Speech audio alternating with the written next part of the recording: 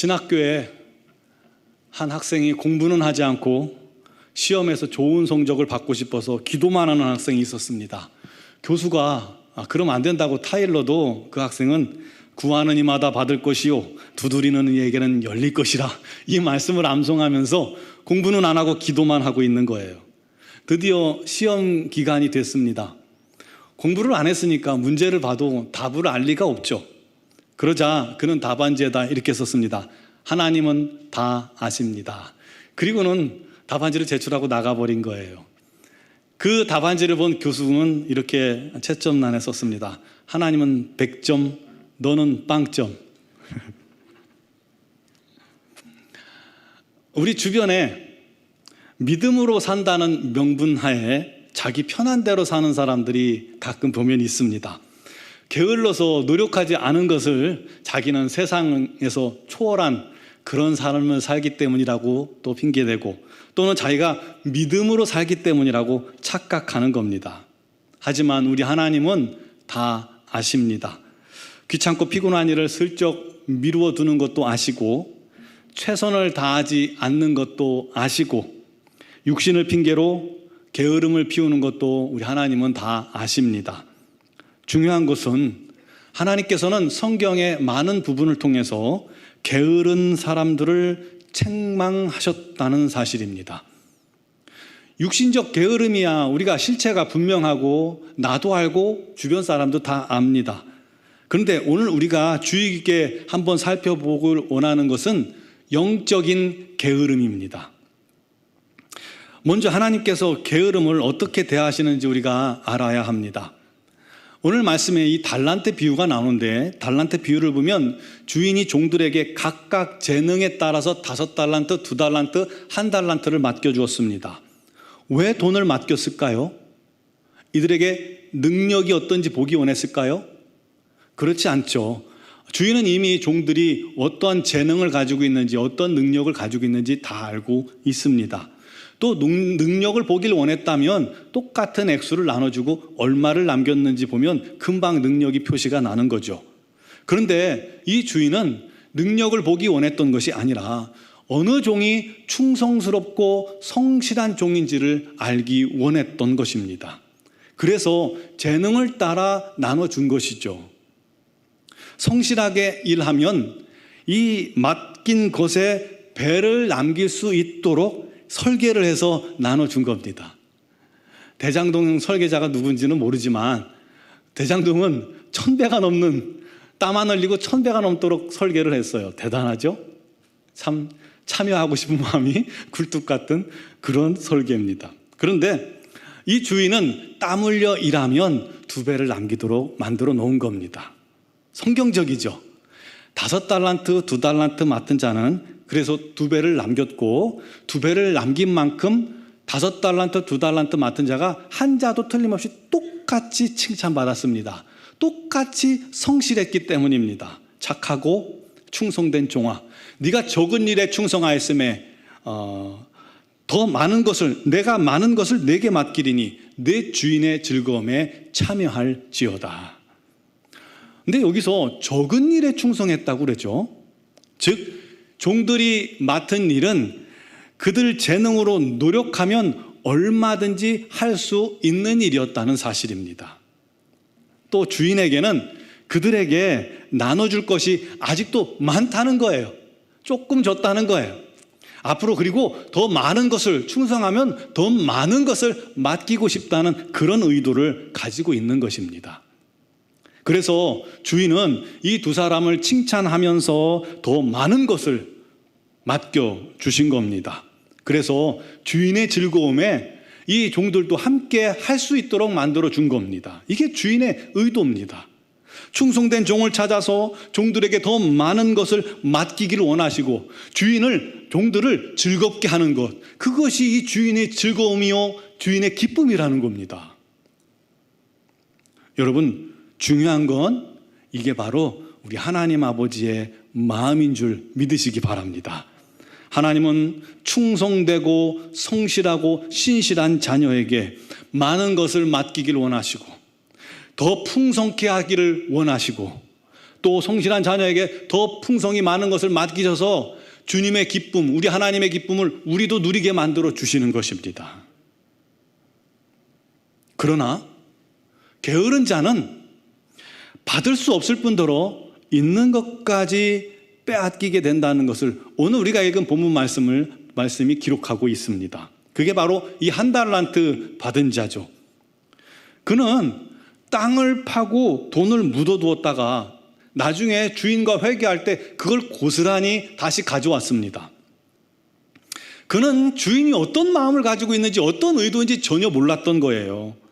그리고 자기가 이 돈을 가지고 열심히 노력해서 이익을 내도 그것이 내게 돌아오는 것이 아니라 주인의 것이라고 생각한 겁니다. 주인을 너무도 모르죠. 그리고 이 종은 주인을 위해서 아무것도 할 마음이 없었던 겁니다. 악한 종이죠. 그의 핑계는 이랬습니다. 풀어보면 이래요.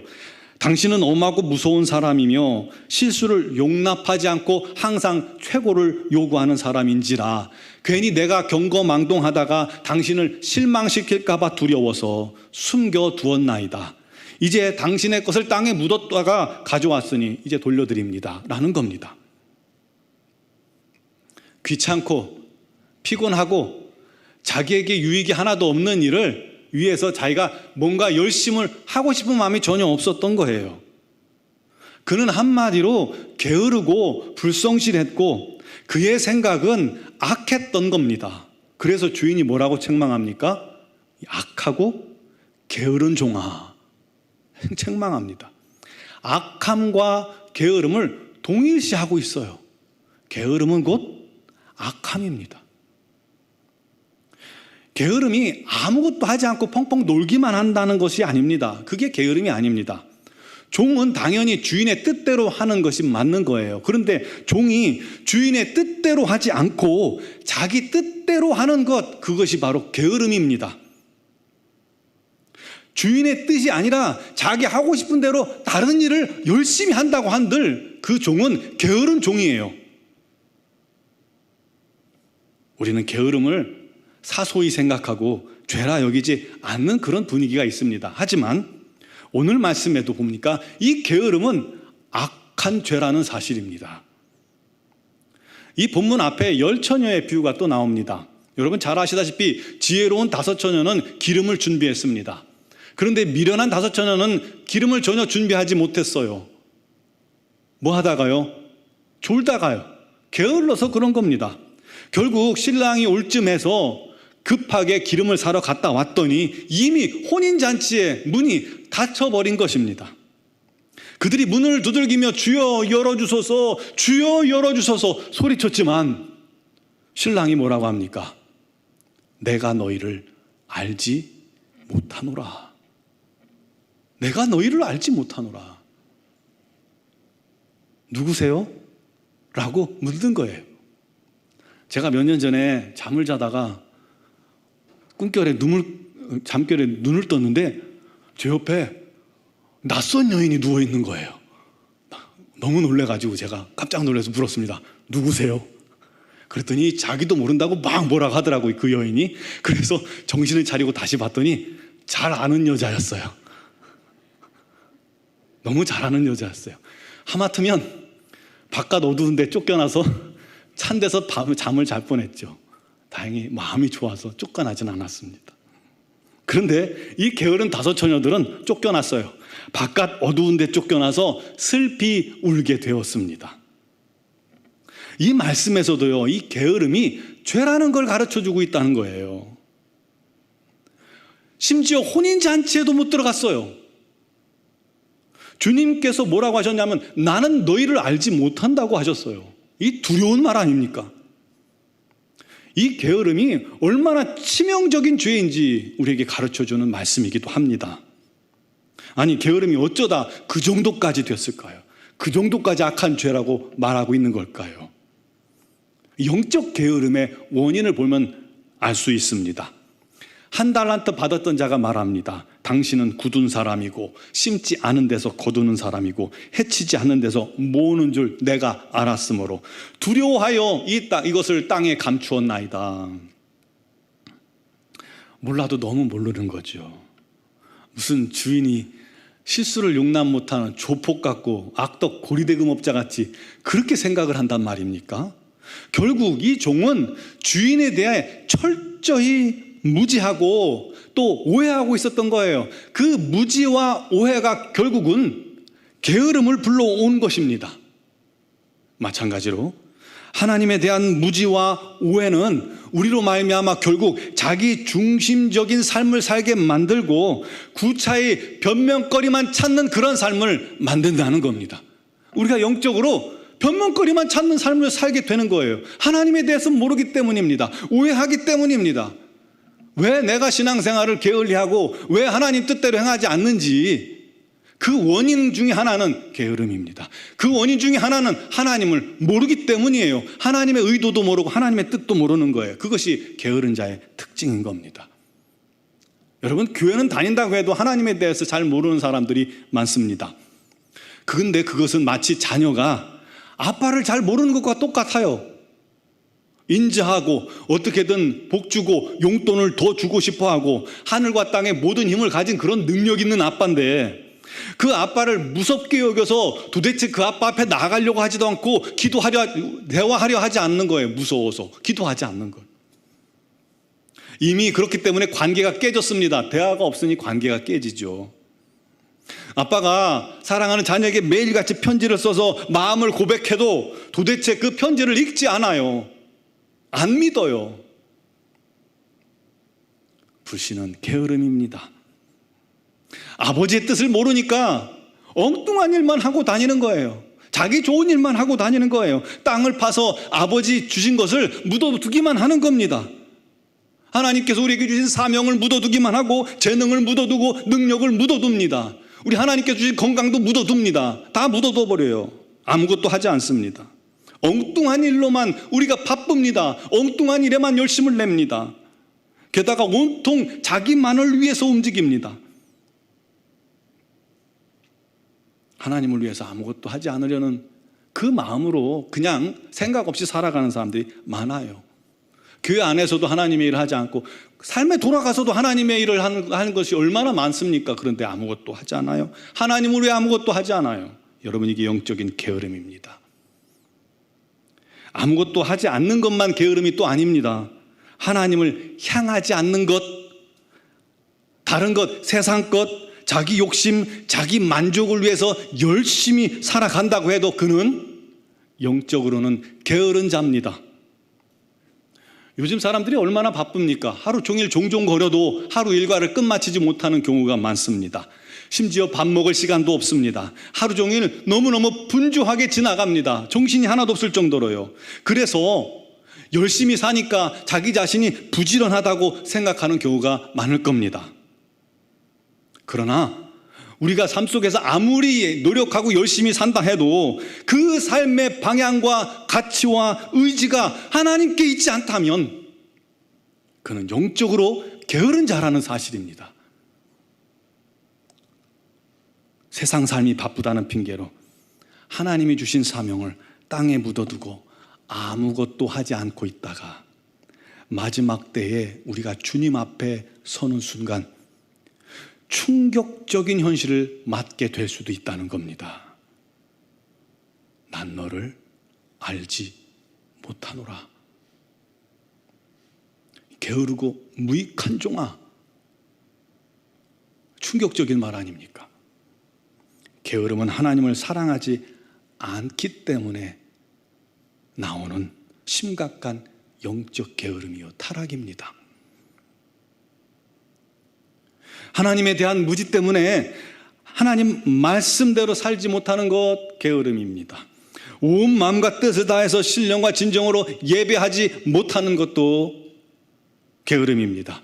기도하지 않는 것도 게으름입니다. 성령 충만과 성결한 삶을 위해 노력하지 못하는 것도, 살지 못하는 것도 영적인 게으름입니다. 하나님 뜻이 아닌 일에 열심을 다해도 그는 게으른 사람입니다. 교회에서 하루 종일 헌신하고 입에 단내가 날 정도로 봉사하고 또 노력하고 최선을 다한다 할지라도 그것이 그 이유가 그 목적이 자기 만족이요, 자기 위안이요, 또 사람에게 칭찬받기를 원하는 것이었다면 그 중심을 우리 하나님께서 아시기 때문에 그는 아무리 분주하고 바쁘게 일했을지라도 영적으로는 게으른 자입니다. 여러분, 착각해서는 안 됩니다. 우리가 정확하게 하나님께서 원하시는 하나님의 뜻에 서 있을 때, 그곳에서 열심을 다할 때 비로소 우리 하나님께서 우리를 향해 착하고 충성된 종아라고 칭찬해 주심을 믿으시기 바랍니다. 그렇다면 게으름의 결과는 또 무엇일까요? 28절에 보니까 그 맡은 한 달란트도 빼앗겼다는 거예요. 주인이 뭐라고 했습니까? 이 무익한 종을 바깥 어두운 데로 내쫓으라. 거기서 슬피 울며 이를 갈리라. 게으르고 미련한 다섯 처녀도 혼인잔치 문이 닫혔습니다. 그러더니 내가 너희를 도무지 알지 못한다 라는 대답을 들었습니다. 두려운 일 아니겠습니까? 톨스토이는 이런 말을 했습니다. 게으른 자의 머릿속은 악마가 살기 가장 좋은 장소다. 우리는 이 게으름을 극복해내야 합니다. 그렇다면 어떻게 이 영적인 게으름을 우리가 이겨낼 수 있을까요? 이 매튜 폭스라는 신학자가 있습니다. 그가 이런 말을 했어요. 게으름의 처방이 무엇인가? 처방은 부지런해지지 않은 결단이 아니다.